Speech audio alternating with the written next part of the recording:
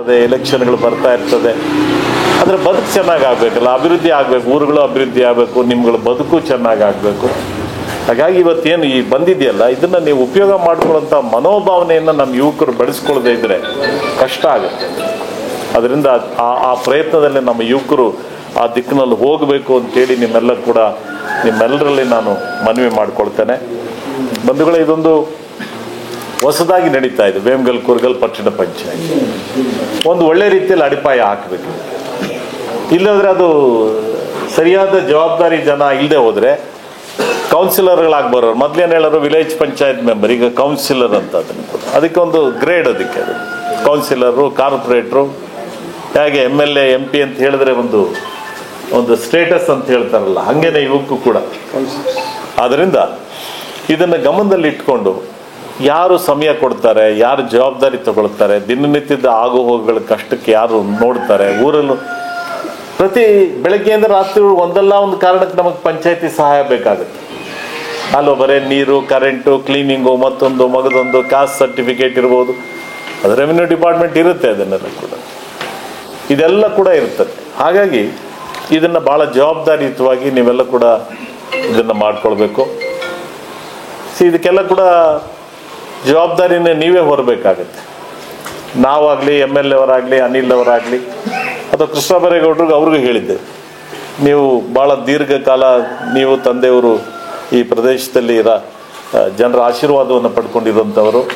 ವೇಮಗಲ್ ಕ್ಷೇತ್ರ ಇತ್ತು ಅನ್ನೋ ಕಾರಣಕ್ಕಾಗಿಯೇ ನೀವು ರಾಜ್ಯದ ಜನರಿಗೆ ಪರಿಚಿತರಾದ್ರಿ ಅನ್ನುವಂಥದ್ದನ್ನು ಕೂಡ ತಾವು ಗಮನದಲ್ಲಿ ಇಟ್ಕೋಬೇಕು.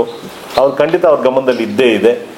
ನೀವು ಕೂಡ ಒಂದು 2-3 ದಿವಸ ಬಂದು ಪ್ರಚಾರದಲ್ಲಿ ತೊಡಗಿಸ್ಕೊಳ್ಬೇಕು ಅಂತೇಳಿ ಅವರಿಗೆ ಜಿಲ್ಲಾ ಮಂತ್ರಿಗಳು ಸುರೇಶ್ ಅವ್ರಿಗೂ ಕೂಡ ತಾವೆಲ್ಲ ಕೂಡ ಮನವಿ ಮಾಡ್ಕೋಬೇಕು ಅಂತೇಳಿ ತಾವು MLA ಅವರು ಒಂದು 2-3 ದಿವಸ ಹೀಗೆ ಅಭ್ಯರ್ಥಿಗಳ ಆಯ್ಕೆ ಆದಮೇಲೆ ಅವರು ಒಂದು 2-3 ದಿವಸ ಬರಲಿ.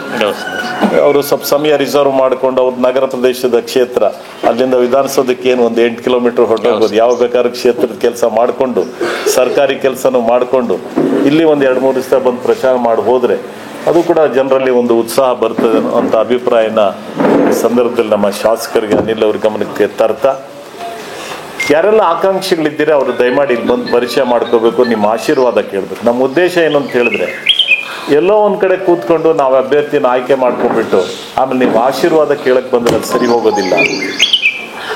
ಯಾಕಂದರೆ ಇದು ದಿನನಿತ್ಯದ ಬದುಕಿಗೆ ಸಂಬಂಧಪಟ್ಟಿದ್ದು.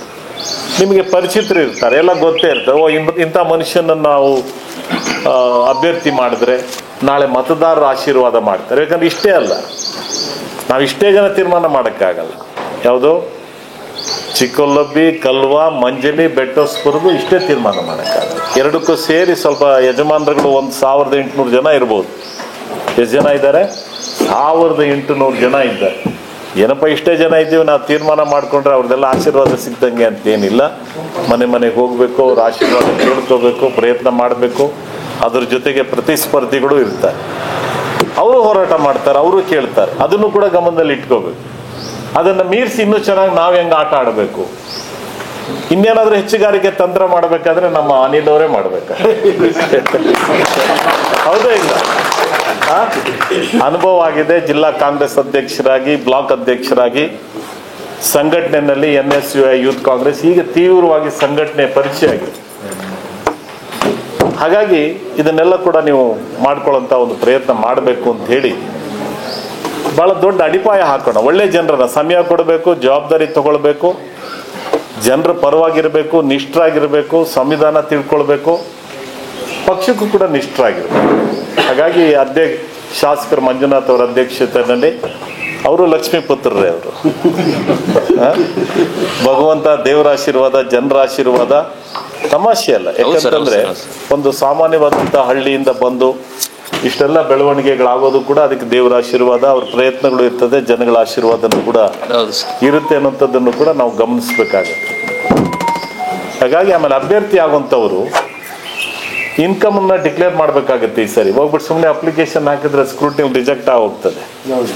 ಅವರೇನಾದರೂ ಇನ್ಕಮ್ ಟ್ಯಾಕ್ಸ್ ಏನಾದರೂ ಕಟ್ತಾ ಇದ್ರೆ ಅದ್ರ ಪ್ಯಾನ್ ಕಾರ್ಡು ಮತ್ತೊಂದು, ಅವರೇನು ಟ್ಯಾಕ್ಸ್ ಕಟ್ಟವರ ಇಲ್ಲ ಅನ್ನೋದನ್ನು ಡಿಕ್ಲೇರ್ ಮಾಡ್ಕೋಬೇಕು.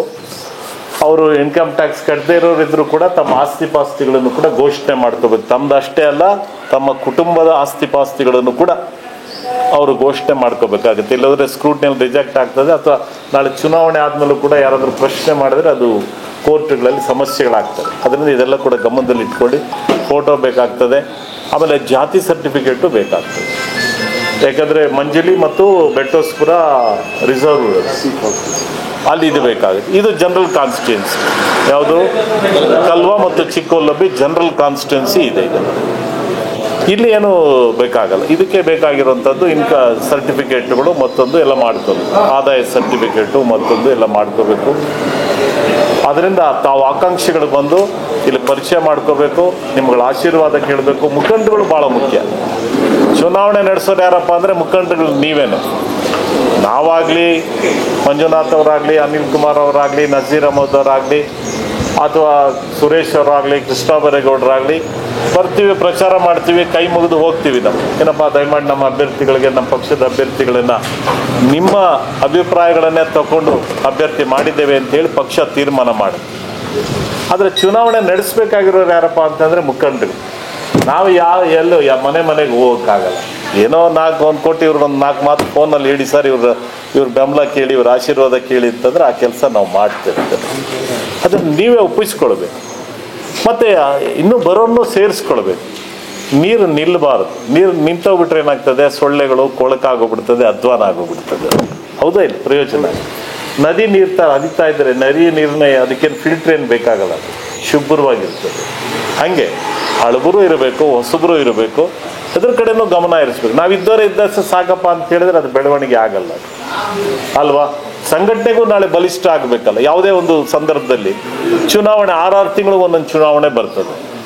ಸಂಘಟನೆ ಇಲ್ಲದೆ ಚುನಾವಣೆಗಳು ನಡೆಸೋದು ಭಾಳ ಕಷ್ಟ ಆಗ್ತದೆ. ಅದರಿಂದ ಎಷ್ಟೇ ಮುಖಂಡಗಳಿದ್ರೂ ಕೂಡ ಸಂಘಟನೆ ಇದ್ದಾಗ ಮಾತ್ರ ಅದಕ್ಕೊಂದು ಶಕ್ತಿ ಬರುತ್ತೆ. ಅದ್ರ ಕಡೆಗೂ ಗಮನ ಹರಿಸೋದಕ್ಕೆ ಇದು ಅನುಕೂಲ ಆಗ್ತದೆ. ಯಾವುದು? ಈ ಒಂದು ಚುನಾವಣೆ. ಮೊದಲೆಲ್ಲ ಗ್ರಾಮ ಪಂಚಾಯತಿ ನೀವೇ ಮಾತಾಡ್ಕೊಳ್ತಾ ಇದ್ರಿ, ಯಾರು ಬೇಕೋ ಅವ್ರನ್ನ ಹಾಕ್ಕೊಳ್ತಾ ಇದ್ರಿ, ಹೋಗ್ತಾ ಇದ್ರಿ, ಹಾಗೆ ಈಗ ಹಂಗೆ ಮಾಡೋಕ್ಕಾಗೋದಿಲ್ಲ. ಒಂದು ವಾರ್ಡ್ಗೆ ಒಬ್ಬನೇ ಅಭ್ಯರ್ಥಿ ಇರ್ತಾರೆ, ಪ್ರತಿಸ್ಪರ್ಧಿನೂ ಇರ್ತಾರೆ ಅಲ್ವಾ? ಹಾಗಾಗಿ ಚುನಾವಣೆ ಕೂಡ ಬಿರುಸಿರುತ್ತೆ. ಬೇರೆ ಪಕ್ಷದವರು ಅವರು ಅಭ್ಯರ್ಥಿ ಹಾಕ್ಕೊಳ್ತಾರೆ. ಅವ್ರು ಯಾರ್ಯಾರು ಅಭ್ಯರ್ಥಿಗಳು ಹಾಕ್ಕೋತಾರೋ ಗೊತ್ತಿಲ್ಲ. ಇಬ್ಬರು ಹೊಂದಾಣಿಕೆ ಮಾಡ್ಕೊಳ್ತಾರೋ ಅಥವಾ ಬೇರೆ ಬೇರೆ ನಿಂತ್ಕೊಳ್ತಾರೋ ಅದು ನಮಗೇನು ಮಾಹಿತಿ ಇರೋದಿಲ್ಲ. ನೀವೇ ಹೇಳ್ಬೇಕಾದ್ರೆ ಅದರ ಆಧಾರದ ಮೇಲೂ ಕೂಡ ನಾವು ಅಭ್ಯರ್ಥಿಗಳನ್ನ ತೀರ್ಮಾನ ಮಾಡಬೇಕಾಗ್ತದೆ.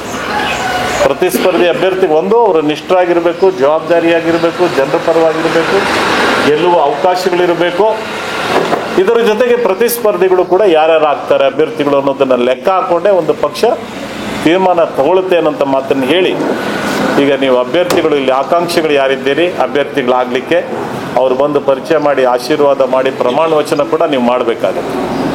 ನೀವು ಯಾರಾದರೂ ಒಬ್ಬರನ್ನ ಅಭ್ಯರ್ಥಿ ಕೊಡಿಪ್ಪ, ನಾವೆಲ್ಲ ಕೆಲಸ ಮಾಡ್ತೀವಿ, ನಾವು ಒಟ್ಟಾಗಿ ಕೆಲಸ ಮಾಡ್ತೇವೆ ಅಂತೇಳಿ ಮಂಜುನಾಥ್ ಅವರು ಹಲವಾರು ಕಡೆ ಹೇಳ್ಕೊಂಬಂದ್ರು.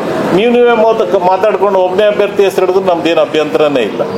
ಅದನ್ನು ಕೂಡ ಅವರು ಸ್ಪಷ್ಟವಾಗಿ ಅವರು ಹೇಳಿದ್ದಾರೆ.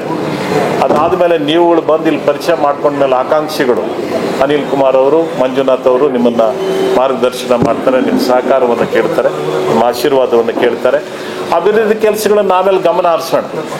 ಆಮೇಲೆ ನಮ್ಮ ಸಾಧನೆಗಳ ಬಗ್ಗೆನೂ ಹೇಳೋಣ. ಈಗ ಸರ್ಕಾರ, ಸಿದ್ದರಾಮಯ್ಯನವ್ರ ಸರ್ಕಾರ, ಶಿವಕುಮಾರ್ ಅವ್ರ ಸರ್ಕಾರ, ಮಲ್ಲಿಕಾರ್ಜುನ್ ಖರ್ಗೆ ಅವ್ರ ಸರ್ಕಾರ ಏನೆಲ್ಲ ಸಾಧನೆಗಳನ್ನು ಮಾಡಿದೆ, ಅಸೆಂಬ್ಲಿ ಚುನಾವಣೆಗಳು ಬಂದಾಗ ಏನೆಲ್ಲ ಹೇಳಿದ್ರು, ಅದೆಲ್ಲ ಏನೆಲ್ಲ ಜಾರಿಗೆ ಆಗಿದೆ.